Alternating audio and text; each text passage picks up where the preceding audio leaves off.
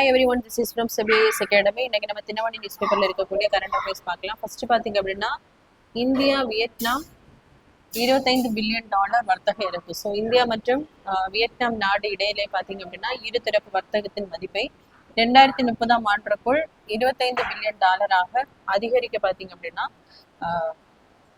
Agreement வந்து போட்டிருக்காங்க. So எதுல அப்படின்னு பார்க்கும்போது எண்ம பரிவர்த்தனை, அரிய புவி கனிமங்கள், அதே மாதிரி மருந்துகள், கல்வி, வங்கித்துறை, கலாச்சாரம், பாரம்பரிய மருத்துவம். ஸோ இந்த துறைகள்ல பாத்தீங்க அப்படின்னா வர்த்தகத்தினுடைய அந்த மதிப்பை வந்து அதிகரிக்க போறாங்க.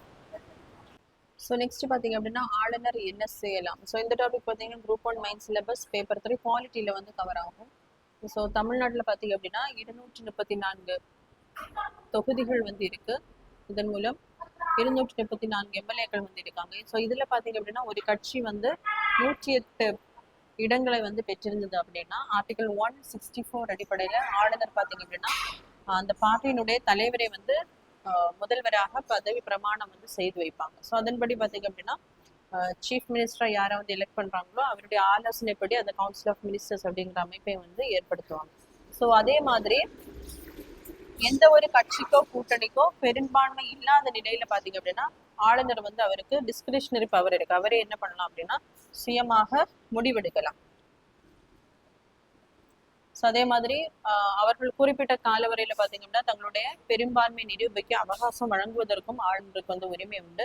ஸோ யாருக்கும் தனி பெரும்பான்மை இல்லை அப்படின்னா மரபுகள், அந்த உதாரணங்கள், சர்க்காரியா கமிஷன் பரிந்துரை ஆகியவற்றின் அடிப்படையில பாத்தீங்கன்னா எந்த கட்சி வந்து அதிக அந்த எம்எல்ஏக்களை வந்து வச்சிருக்காங்களோ அவங்களுக்கு இல்லைன்னா ஏதாவது கூட்டணி கட்சிக்கு ஸோ அதுல இருக்கக்கூடிய தலைவரை பாத்தீங்க அப்படின்னா முதலமைச்சராக தேர்ந்தெடுத்து விட்டு அதுக்கப்புறம் அந்த மெஜாரிட்டியை நிரூபிப்பதற்கான வாய்ப்பு கொடுப்பதற்கும் கவர்னருக்கு வந்து அதிகாரம் இருக்கு. ஸோ இப்போ தமிழ்நாட்டில் பாத்தீங்க அப்படின்னா 234 தொகுதிகள்ல தமிழக வெற்றி கழகம் வந்து 108 இடங்களை வந்து பெற்றிருக்காங்க. ஸோ இதுவே இவங்க 118 இடங்களை வந்து பெற்றிருந்தாங்க அப்படின்னா ஆளுநர் கண்டிப்பா என்ன பண்ணும் அப்படின்னா அந்த பார்ட்டியினுடைய தலைவர் என்ன பண்ணும் அப்படின்னா முதலமைச்சராக பதவி பிரமாணம் செய்து வைக்கணும். ஸோ இந்த இப்ப பாத்தீங்க அப்படின்னா அவங்களுக்கு தனி பெரும்பான்மை இல்லை. ஸோ இந்த பட்சத்துல பாத்தீங்கன்னா ஆளுநருடைய முடிவுதான் பாத்தீங்கன்னா இறுதியானது. ஸோ அதன் அடிப்படையில அவருக்கு தான் அந்த உரிமை இருக்கு. ஸோ யாரை வந்து முதலமைச்சராக பதவி பிரமாணம் கூட்டணி கட்சிக்கோ இல்லைன்னா அந்த தனிப்பெரும் கட்சிக்கோ முதலமைச்சரை பதவி பிரமாணம் செய்து வைக்கக்கூடிய உரிமை வந்து ஆளுநருக்கு தான் இருக்கு.